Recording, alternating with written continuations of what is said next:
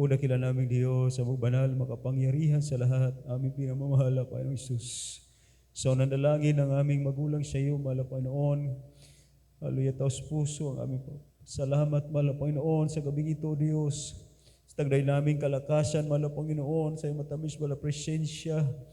Maraming salamat, mahal na Panginoon, hallelujah, sa paglangis, bawat yugto na iyong balagawain, mahal na Panginoon, hallelujah. Minsan ang kami narito amang banal sa pinakamahalagang bahagi, ang aming malapit pagkikinig, pag-aaral ng banal na salita. Minsan malapit buksan niyo po ang aming puso, pangunawa at bigyan kami malapit ng karunungan, ng kaalaman, nagmumula sa iyo, ang banal aming unawaan. At ito pong silbi pong kalakasan na pananampalataya ang banal, hallelujah. Sa ganang akin malapit, wala pong kayanan, gamitin niyo lamang po, maging daluyang pagpapalang espiritual. At pakisaway niyo po, malapit noon, ang anumang hadlang sa aming pagkinig. Sa makapangyarihang pangalan ni Jesus, the most of hindrances, power of darkness, unbelief, doubt, cast out in Jesus' name. In Jesus' name. Praise the Lord. Hallelujah. Praise the Lord. Purihin po ating mahal na Panginoon. Kataas-taas ang pagpupuri, pagluluwalhati, pagdadakila, pagpaparangal, at pagsamba sa ating pinakamamahal na Panginoon. At tubling paggalang sa ating magulang, sa mahal na Panginoon. At ating pong inaalala, sinasariwa ang mga mabubuting turo at aral ng ating magulang, sa mahal na beloved pastor and beloved assistant pastor. At pagbati po sa lahat ng beloved Almeida family, sa lahat po ng mga beloved workers, beloved preacher, sa inyo po mga minamahal, mga kapatid, praise God. At maging po sa ating beloved ordinary preacher, beloved O.P. Diksay, sa kanya pong family, praise God, hallelujah. Purihin nating mahal na Panginoon. Isa po munang masiglang palakpak sa ating pinakamamahal na Lord to God, hallelujah. Praise God, tayo po mga minamahal ay pinagpala ng ating mahal na Panginoon dahil nariyan po mga kapatid ang ating pong kagalakan, ating kalakasan sa paglilingkod sa ating pinakamamahal na Panginoon. Amen. Praise God. Ito po, mga minamahal, ay sinasabi ng ating magulang sa mahal na Panginoon na kapag nalalapit na ang pagbabalik ng ating mahal na Panginoon, ay titipunin niya na po, mga kapatid, ang bawat hinirang ng ating mahal na Panginoon. Amen. Kaya kung ating mapapansin, mga minamahal, Luzon, Visayas, Mindanao, kahit sa ibayong dagat, mga kapatid, makikita po natin ang napakabilis na paglago ng gawain ng ating pinakamamahal na Panginoon. Amen. Praise the Lord. Diba say, praise the Lord. Hallelujah. Dahil mga kapatid, unti-unti na po na nabubuksan ang kaisipan ng ating mga kababayan dahil po mga minamahal sa mga nangyayari sa ating pong kapaligiran. Hindi po nila, mga kapatid, maintindihan ang mga nangyayari, ngunit ngayon po ay kanila pong naintindihan, mga minamahal, na ito po ay nasusulat sa banal na aklat ng ating pinakamamahal na Panginoon. Amen? Kaya hindi na po sila, mga minamahal, nagiging ignorante sa salita ng Diyos sapagkat napakarami na po, mga minamahal, na nagdadala ng salita ng ating mahal na Panginoon. Subalit, nakakawa po sa ating mga kababayan na sila po, mga minamahal, ay ang iba po ay napupunta po, mga minamahal, sa maling mga katuruan. Kaya tayo po ay magpasalamat dahil tayo po ay nandito sa buong katotohanan. Amen. Praise the Lord. Everybody say, praise the Lord. Glory to God. At ating po, mga minamahal, ihanda po ang ating banal na kasulatan. Ating buksan ang aklat ni Juan 5, mula 1 hanggang 11. Yan, sundan niyo po, mga kapatid. Kung wala po kayong Bible, sundan niyo dyan sa monitor. Dito sa aklat ni Juan 5, simula 1 hanggang 11. Pagkatapos sa mga bagay na ito, nagkaroon ng pista sa mga Hudyo at umahon si Jesus sa Jerusalem. Sa Jerusalem nga'y may isang tangke sa tabi ng pintuan ng mga tupa na sa wikang Hebreo ay tinatawag na Bethesda na may 5 portiko. Nasa mga ito ay nahandusay ang marami sa kanilang mga may sakit, mga bulag, mga pilay, mga natutuyo. At naroon ang isang lalaki na may 38 taon nang may sakit. Nang makita ni Jesus na siya'y nahandusay at napagkilalang siya'y malao ng panahong may sakit, ay sinabi niya sa kanya, "Ibig mo bagang gumaling?" Sumagot sa kanya ang lalaking may sakit, "Ginoo, wala ng taong maglusong sa akin sa tangke. Pagkalawkaw sa tubig datapwat, samantalang ako'y naparoroon ay nakalusong na muna ang iba bago ako." At sinabi sa kanya ni Jesus, "Magtindig ka, buhatin mo ang iyong higaan at lumakad ka."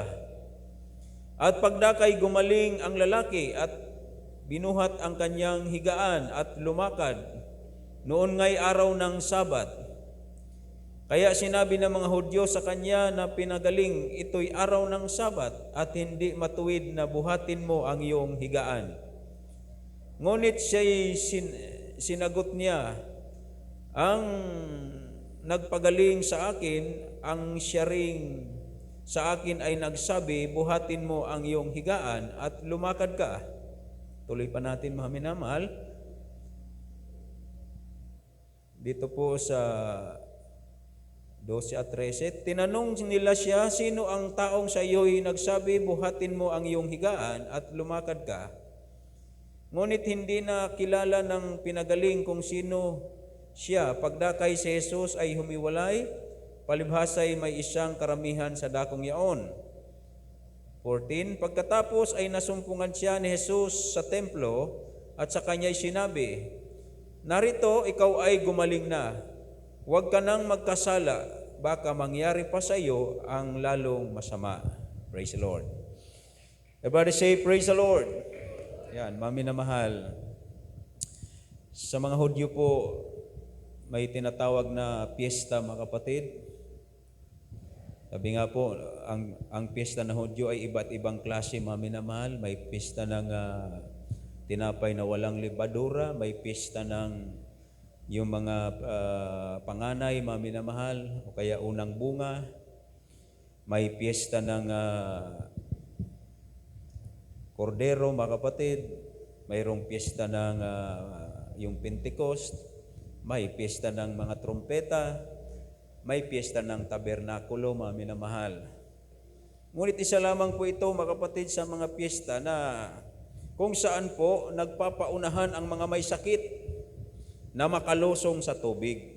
Ibig sabihin, pag nauna siyang lumusong at siya po yung nakapagkalawkaw ng tubig, siya ay gagaling. Ngunit itong lalaki, mga minamahal, dahil siya po ay nasa higaan, hindi siya makalusong. Kaya lagi po siyang nahuli. Kaya sabi niya, bago ako makalusong, nauna ng iba. Kaya hindi siya po gumagaling sa loob ng 38 years, mga kapatid. So ibig sabihin, taon-taon po. No? Taon-taon na siya po ay pumupunta doon sa tangke para lumusong. Ngunit lagi siyang naunahan. Kaya nahabag sa kanya ang mahal na Panginoon at sinabi sa kanya ng mahal na Panginoon, "Buhatin mo ang iyong higaan." At ng araw na yon, siya po ay gumaling, mga kapatid. Praise the Lord. Amen. Wala na itong pag-asa, mga minamahal. Dahil ang tangi niya nalang pag-asa, yung tubig. Na pag nakauna siya doon, magkalawkaw doon sa tubig, gagaling siya. Kaso kung atin mga minamahal, titingnan ang kalagayan niya, 38 years na po siya siguro pabalik-balik doon. Kada piyesta, babalik siya doon. Ngunit hindi niya po nakukuhang kalawkawin ang tubig dahil lagi po siyang naunahan. Kaya nung siya po'y pinagaling na, sabi na sa kanya ng Panginoon, pagkatapos nasumpungan siya ni Jesus sa templo, sa kanya'y sinabi, narito ikaw ay gumaling na, huwag ka nang magkasala, baka mangyari pa sa iyo ang lalong masama. Kaya yung pangaral ng ating mahal na pastor, mga kapatid, yung karamdaman, bunga po yan ng kasalanan. Amen. Lagi po natin yan naririnig sa ating mahal na pastor. Noong araw marami tayong karamdaman. Bakit po? Ano pong dahilan? Yung kasalanan. Di ba? Dahil yung kasalanan, mga minamahal, din po ang nagdudulot sa atin ng mga sakit, mga problema. Ngayon, nung siya po ay pinatawad ng mahal na Panginoon, kasi mga kapatid, sabi doon sa isa pang may sakit, bago siya pinagaling, sabi niya, anak, pinapatawad ng iyong kasalanan. At saka po siya pinagaling ng ating mahal na Panginoon. Amen. So, ibig sabihin, mga minamahal, once na po tayo may karamdaman, nung araw may karamdaman tayo, hindi pa tayo nakakilala sa mahal na Panginoon, matindi po yung ating mga karamdaman, nung tayo po ay napatawad ng ating mahal na Panginoon, doon na po natin nakamtan ang kagalingan. Amen.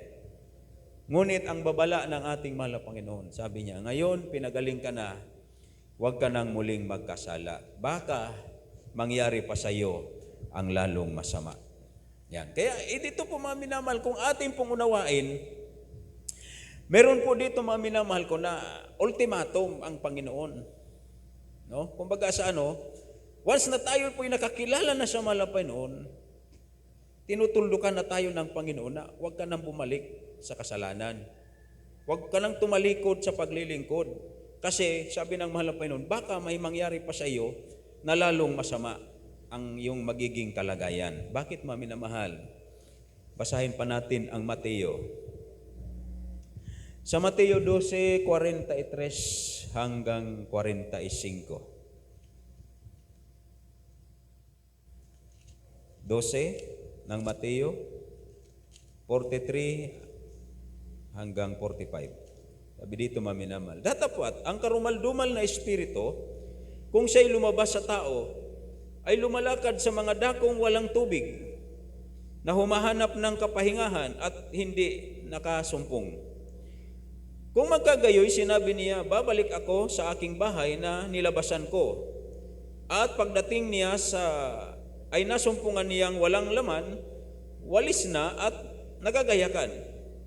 Kung magkagayo, yumayaon siya at nagsama pa ng pito pang espiritu na lalong masama kaysa kanya, at sila'y nagsisipasok at nagsisitahan doon at nagiging lalo pang masama ang huling kalagayan ng taong yaon kaysa una. Gayon din ang mangyayari sa masamang lahing ito. Yan. Diba? Yan po yung paliwanag ni Jesus Christ. Yung mga masamang espiritu, nung tayo po ay nakakilala sa mahal na Panginoon, nung tayo nabautismuhan, yung mga bad spirit, umalis yan sa atin. Amen. Yung mga masamang espiritu ng bisyo, pagmumura, kung ano-ano pang kalayawan, mga minamahal, yung mga bad spirit na pagsamba sa mga Diyos-Diyosan, lahat yung mga pakikiapid, pangangalunya, mga paglalasing, mga galit, pag-inggit, mga puot. Yan, yun mga bad spirit na lumabas sa tao nung siya'y nakakilala sa ating mahal na Panginoon. At ito po mga minamahal, sabi niya, wala siyang mapaglagyan, mapuntahan kung saan siya papasok, naisip niya na babalik. Kaya kapag ang tao, mga kapatid, na pinatawad na ng Panginoon, siya po ay tumalikod, hindi na po naglingkod, hindi na nagpatuloy sa paglingkod sa mahal na Panginoon. Yung mga bad spirit na umalis, babalik at sasama pa ng pito na lalong masama. Kaya ang sabi ng Bible, magiging masama ang huling kalagayan niya. Ganito ang mangyayari sa masamang lahing ito. Kaya tingnan po mga minamahal. Tingnan po ang panahon natin. Ang panahon natin, pasama na po ng pasama. Amen. Kaya kahit anong gawin ng tao, mga minamahal, kahit anong gawin ng mga namumuno, nanungkulan sa atin, ang masama hindi po yan mawawala. Sabi nga po ng isang mangaral, kahit patayin mo ang mga bakla, tumboy, patayin mo yan, mga drug addict, patayin mo yan, yung masamang espiritu, lilipat lang yan sa iba. Di ba mga kapatid? No? At yung mga ano ngayon, sabi ng mga tao ngayon, yung mga korap patayin, dapat firing squad yan. Pero hindi yan mawawala. Lilipat lang yung mga bad spirit sa iba. Hindi mawawala. Ngunit kung ang tao maminamahal, magkaroon ng takot sa ating mahal na Panginoon, maglingkod sa ating mahal na Panginoon, mawawala po ang masamang espiritu sa Kanya. Palakpakan natin ang ating dakilang Diyos. Ito po ang nangyari sa atin. Kaya maminamahal, kung noong year 2000, sa panahon ni Pangulong Irap, nung nakita ng buong Pilipinas, halos buong daigdig, nakita ang kapangyarihan ng Panginoon doon sa bundok ng Hulo-Sulo. Kasi mga minamahal, ito po yung wake up call, ito paggising sa lahat ng tao na mayroong Diyos sa Jesus Miracle Crusade. No? Mayroong Diyos, mga minamahal, na makapangyarihan. O kung ginamit sana ng Pangulo natin noon ang kanya pong karunungan, at siya po ay kahit malam, minamahal, siya ay nagpahayag na magsabi, mayroon ng Diyos na makapangyarihan sa Pilipinas. Ito ang Diyos ng Jesus Miracle Crusade. Maglingkod kayo sa Diyos na buhay, sapagkat walang makapagliligtas sa ganung kalagayan, kundi sa tanging makapangyarihang Diyos lamang. Di ba? Kung katulad ni King Nebuchadnezzar, ang mga namuno sa atin, nung nakita na nila ang dakilang kapangyarihan ng malapay noon, siguro mga minamahal, ang bansa natin, hindi na nagkaganito. Di ba? Dahil ang mga tao po magbabago. Tulad natin, nagbago. Mga masamang tao magbabago. Kung ipinakilala sana ng mga pinuno natin na mayroong Diyos sa Jesus Miracle Crusade, marami po ang naging anak ng Diyos sa Pilipinas. Hindi lang tayo. Amen. Kaya maminamal doon sa ibang bansa, meron doon mga fellowship. Ang pinapakita nila yung mga video doon sa bundok ng Hulo-Sulo. Ipinapakilala nila sa mga tao na ito yung pastor sa Pilipinas na sinasamahan ng Diyos na makapangyarihan. Lalo na po yung mga hostage na nakalaya, dinadala po nila doon ang Jesus Miracle Crusade. Na walang makapagligtas na sa ganong kalagayan, kundi ang tanging makapangyarihan lang. Walang ibang ating mahal na Panginoon. Amen. Pero mga minamahal, ito ang sabi ng Bible. Ang lahing ito, lalo siyang magiging masama ang huling kalagayan. Kailan po yun mangyayari? Yun na po sa time na tinatawag na dark ages. Sa panahon ng kadiliman. Na kung saan wala na po ang Holy Spirit. Pag wala na po, maminamal, ang mga anak ng Diyos dito sa lupa, wala na ang Holy Spirit, wala nang pipigil sa kasamaan. Ito na yung tinatawag nilang huling kalagayan na lalo na silang magiging masama, mga kapatid. Wala na silang kikilalaning Diyos. Wala na silang kakatakutan, mga minamahal.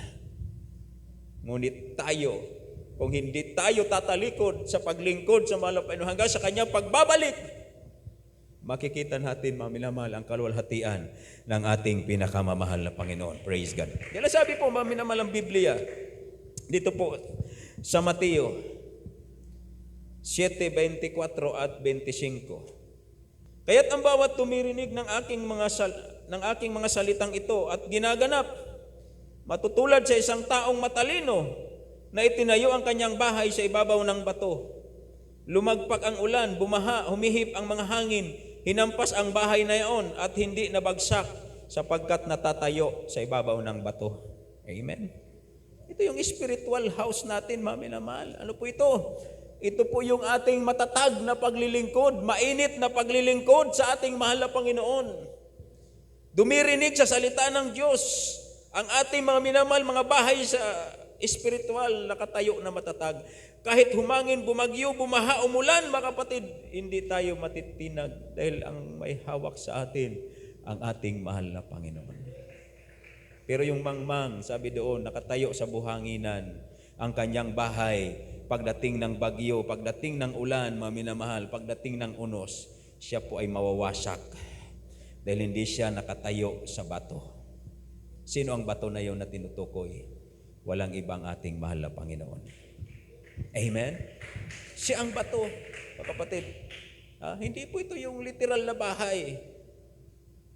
No? Na kahit anong tibay ng bahay ngayon, mga minamahal, hindi man yan magiba ng bagyo. Dahil matibay, matatag, ngunit pagdating ng lindol, wasak pa rin yan, mga kapatid. Ngunit ang Kristiyano na matatag ang pananampalataya, natatakot sa Panginoon, laging maminamal, nagpupuri sa Panginoon, nanalangin sa mahal na Panginoon, ang kanyang bahay espiritual, matatag, hindi siya matitinag, hindi babagsak. Amen. Kaya mga kapatid, ito po, sabi ng Balakasulatan, kung nais natin mga minamahal ng buhay na galing sa ating mahal na Panginoon, nais nating makita ang ating mahal na Panginoon, huwag nating ibigin ang buhay dito sa sanlibutan. Amen? Ang sino mang umibig ng kanyang buhay dito sa sanlibutan, mawawalan. Pero ang mawalan ng buhay, dahil sa salita ng Diyos, dahil sa pananampalataya, magkakaroon siya ng buhay. Praise God. Palakpakan natin ang mahal na Panginoon. Ano ngayon ang kaisipan ng mga tao, mga minamahal? Ang kaisipan ngayon ng mga tao, kung kayo ay mayroong mga cellphone, karamihan mga kapatid, dahil sa pera. Kaya po dyan, sa cellphone natin, napakaano na po. Wala nang moral ang mga dyan, mga minamahal. Wala na silang kaisipan kung makakasama o ano. Basta kumita lang ng pera. Kahit sila manloko, mga minamahal, magnakaw, mandaya, wala na silang pakialam. Basta kumita lang sila ng pera. Diba? Yan, mga minamahal, ang sabi ng Bible. Ang sanlibutan, nalululong na po, mga kapatid, sa kasamaan. Sabi nga ng iba, ng mga mahirap, kami nalulunod sa baha, kayo nalulunod na sa pera. Yung mga kurakot, mga kapatid. Diba? Pero tayo, hindi tayo kasama doon. Amen. Hindi tayo mga minamahal kasama doon. Paparusahan ng Panginoon. Kundi tayo po ay ililigtas ng ating pinakamamahal na Panginoon. Hallelujah. Praise the Lord. Kaya nga po sabi ng Bible, huwag niyong ibigin ang mga bagay na nasa sanlibutan. Sapagkat ang umiibig sa sanlibutan, wala sa kanya ang pag-ibig ng Ama. Kaya ang buhay natin mga kapatid, kabaliktaran. Mga tao, mga minamahal, ang ginagawa nila sa sanlibutan, kalayawan, mga kung ano-anong mga ginagawa na kasamaan, wag natin yung gagayahin. Dapat mag-iba tayo ng pag-iisip. Yan sabi ni Pablo. Kaya ito mga kapatid, sa 2 Peter, yan, malapit na po tayo mga minamahal. Basahin po natin. 2 Pedro 1, talata po mga minamahal ay 5 hanggang 10. Oo, at dahil din dito sa pagkaragdag sa ganang inyo ng buong sikap, ipamahagi ninyo sa inyong pananampalataya ang kagalingan. At sa kagalingan ay ang kaalaman, at sa kaalaman ay ang pagpipigil, at sa pagpipigil ang pagtitiis, at sa pagtitiis ay ang kabanalan, at sa kabanalan ay ang mabuting kalooban sa kapatid. Sa mabuting kalooban sa kapatid ay ang pag-ibig, sapagkat kung nasa inyo ang mga bagay na ito, at sumasagana, hindi kayo pabayaang maging mga tamad o mga walang bunga sa pagkakilala sa ating Panginoong Kristo. Sapagkat yaong wala ng mga bagay na ito ay bulag, nang nakikita lamang ay ang nasa malapit sa pagkalimot ng paglilinis ng kanyang dating mga kasalanan. Kaya nga mga kapatid, lalong pagsikapan ninyo na mga panatag kayo sa pagkatawag at pagkahirang sa inyo, sapagkat kung gawin ninyo ang mga bagay na ito, hindi kayo matitisod kailanman. Yan. Amen. Pananampalataya, kaalaman, kagalingan, pagpipigil, pagtitiis, mga kapatid, mabuting kalooban, pag-ibig. Yan. Pag nasa atin yan, hindi tayo matitisod, hindi tayo makikilos dahil tayo nakatayo ang ating tahanan sa bato. Amen. Dahil yan ang pinakita ng Panginoon. Sabi ng mahal na Panginoon, iniwanan ko kayo ng halimbawa. Sumunod kayo sa aking iniwang halimbawa sa inyo. Na ang mahal na Panginoon, inalipusta, inalamura, binugbog, sinaktan, hindi siya gumanti. Kahit anong ginawa sa kanyang masama, hindi siya gumanti. Pinaubaya niya ang lahat sa ating mahal na Panginoon. At nakita niya kung paano gumanti ang ating dakilang Diyos. Amen. Ganun din tayo mga kapatid. Kung anong ginagawa sa atin ng mga tao, ito man ay masama o mabuti, gagantihan sila ng Panginoon. Kaya napakapalad po yung tao na gumagawa ng mabuti sa kapwa dahil ang gaganti sa iyo ang Panginoon. Pero kung gumawa ka ng masama sa iyong kapwa, gagantihan, babalik yan sa iyo. Ang Panginoon po ang gagawa niyan. Makikita natin ang ganti ng mahal na Panginoon. Amen? Kaya yung pag-ibig, napaka-importante yan mga minamahal. Hindi po yung dahil sa may salapi, no? Hindi yung dahil mahirap ka. Hindi ka na pwedeng gumawa ng mabuti dahil mahirap ka. Huwag nating isipin yung may mga kaya lang ang makakagawa ng mabuti. Kahit mahirap tayo mga minamahal, kaya nating gumawa ng mabuti sa ating kapwa. Dahil ang pag-ibig galing po yan sa Diyos. At ang umiibig, siya po ay para sa Diyos. Amen. Purihin ang mahal na Panginoon. At hanggang dito na lamang mga minamahal, ang lahat po na pagpupuri at pasalamat sa ating pinakamamahal na Panginoon. Praise God. At bago po tayo mga kapatid, darako sa ating pong mga panalangin, awitan po muna natin ang ating pinakamamahal na Panginoon. Hallelujah. Praise God.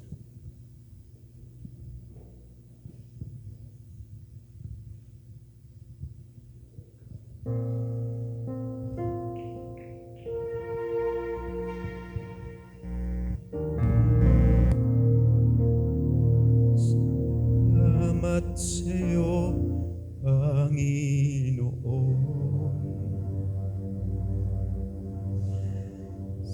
Salamat sa buhay ko ngayon. At kung di sa iyo ay walang matatakbo. Pagsusumikap mo, tiyan sa bawat sandali. Sa iyo kami magpupuri dahil sa iyong kabutihan.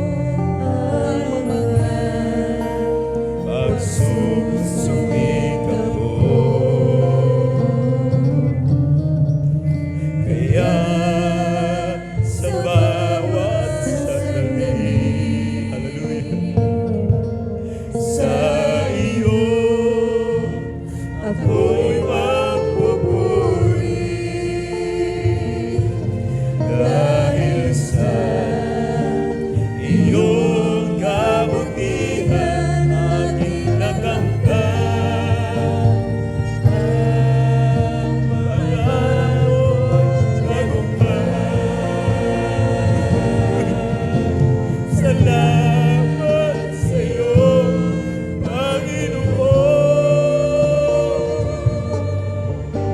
Salamat sa nakamtan ko ngayon. At kailanman sa iyo ay di na mabibigyan. Sa buhay ko, ikaw siyang naglaan. Salamat sa iyo, Panginoon. Salamat sa nakamtan ko ngayon. At kailanman sa iyo ay di na bibigyan. Sa buhay ko, ikaw ang siyang naglaan. Salamat sa iyo, Panginoon. Salamat sa nakamtan ko ngayon.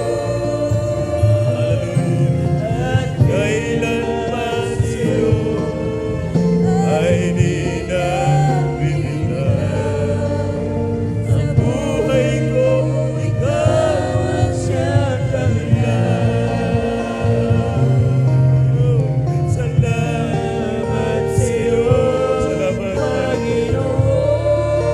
Salamat, mahal na Panginoon, sa buhay na binigay. Salamat sa nakamtan. Hallelujah, binuksan mo ang Panginoon ang pag-unawa. Inalis mo kami, mahal na Panginoon, sa kasalanan. Hallelujah. Hallelujah. Sa buhay ko, ikaw ang siyang naglaan. Kaya't sa bawat sandali sa iyo ako'y magpupuri. Hallelujah. Dahil sa iyong kabutihan aking nakamtan. Pangarap ko'y tagumpay. Salamat sa iyo, Panginoon. Salamat sa nakamtan ko ngayon. Hallelujah. At kailanman sa iyo ay di na bibigyan. Sa buhay ko, ikaw ang siyang dahilan. Salamat sa iyo, Panginoon. Salamat sa nakamtan ko ngayon. At kailanman sa iyo ay di na bibigyan. Hallelujah. Sa buhay ko, ikaw ang siyang dahilan.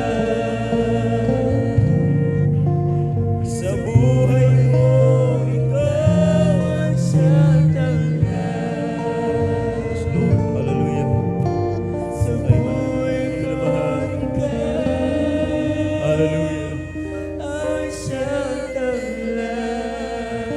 Hallelujah. Yes, Lord.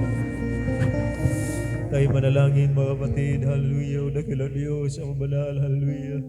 So nanalangin ng aming beloved pastor, mahal na Panginoon. Hallelujah. Narito kami muli. Hallelujah. Mahal na pinagpapakumbaba. Mahal na lumalapit. Humingi po kami naghahabagan. Mahal na kapatawaran sa aming mapagkukulang. Mahal na Panginoon. Hallelujah. Patuloy po malapin dagdagan ang aming panampalataya, malapin sa manang lalamig, nangihinang lulupaypay, malapin balik niyo po, malapin noon ang kainitan sa paglilingkod. Hallelujah mga kapatid namin, mahal na Panginoon, nakalimot na sa iyo, mahal na muli mong palalahanan, mahal na ibalik mo po, mahal na Panginoon, hallelujah. Sa iyong malagawain, mahal na Panginoon, dalhin niyo po ng aming mga kababayan, mahal na Panginoon, malabuhas, mahal na Panginoon, hallelujah, yung pong pabayaan, mahal na Panginoon, sila mapahamak, mahal na Panginoon, hallelujah, hallelujah, sa dalag, beloved pastor, ang banal, hiniling po namin kalakasan, kalusugan, mahal na Panginoon, ang beloved children, mahal na Panginoon, Almeida family, ang banal, patuloy biyang proteksyon, pag-iingat sa lahat ng mga beloved workers, mahal na Panginoon, lahat ng ginagamit siyang balagawain, lalo pang lumago, mahal pa namin, pananampalataya, ang maglalalapit, ang iyong pagbabalik, mahal na Panginoon, hallelujah. Ang banal, ipagkaloob, lahat ng mga pre-request, unspoken request, mahal na Panginoon, kahilingan, ang banal mga kapatiran, kagalingan, karamdaman, mahal na Panginoon, kalutasan, mga problema, ipagkaloob mo Diyos, sa malang kaparaanan, mahal na Panginoon, patuloy, mahal na Panginoon, provide, lahat po ng aming pangailangan, mahal na Panginoon, lalo na po sa pangailangan ng banal ng iglesia, mahal na Panginoon, sa lahat po ng mga gastusin, mahal na Panginoon, kayo po mag-provide, gamitin niyo po, mahal na Panginoon, mga minamahal, mga kapatiran, pagpalain mo po sila, mahal na Panginoon, hallelujah, hallelujah, sa beloved pastor, sa makapangyarihang pangalan ni Jesus, hallelujah, in Jesus' name, hallelujah. At ating mga minamahal, ipato ating mga kamay sa ating ulot sa karamdaman, sa isang kamay sa karamdaman, dalawang kamay ating itaas mga kapatid, may problema tayo mga minamahal, tayo manampalataya sa ating malapay, walang imposible. Hallelujah po na kilang Diyos, sa mga sa dalang pastor, malapay noon, sa mga oras na ito magbanal, sama-sama po namin pinapalaya, sinasaway ang lahat na magawa ng kaaway, mga masamang espiritu, mga sakit, mga karamdaman, mga panghihina, panglulupaypay, mga paglalamig, mga pag-alinlangan, di mo carnality, di mo yung pride, cast out in Jesus' name. Ano mauri karamdaman, sakit ng katawan, trangkaso, obosipon, lagnat, goiter, cancer, leukemia, TB, diabetes, rayuma, arthritis, sakit sa tiyan, sakit sa atay, sakit sa apdo, sakit sa bato, lahat ng uring karamdaman, lumayas, gumaling sa makapangyarihang pangalan ni Jesus. Hallelujah, hallelujah, mga problema be solved in Jesus' name, in Jesus' name, in Jesus' name. Hallelujah, praise the Lord. Hallelujah, praise the Lord. Hallelujah, praise the Lord. Tayo po, mga minamahal, magpasalamat sa ating dakilang Diyos. At tayo po'y sumigaw 3 beses. Sabay talon, mga minamahal. Praise God. Sabay-sabay po tayo, mga kapatid. Hallelujah! Praise the Lord. Hallelujah! Praise the Lord. Hallelujah! Praise the Lord. Amen. Glory to God. Ating palakpakan, ating mahal na Panginoon. Praise God. Hallelujah. Lahat po ng pagpupuri at pasalamat sa ating pinakamamahal na Panginoon. Praise God.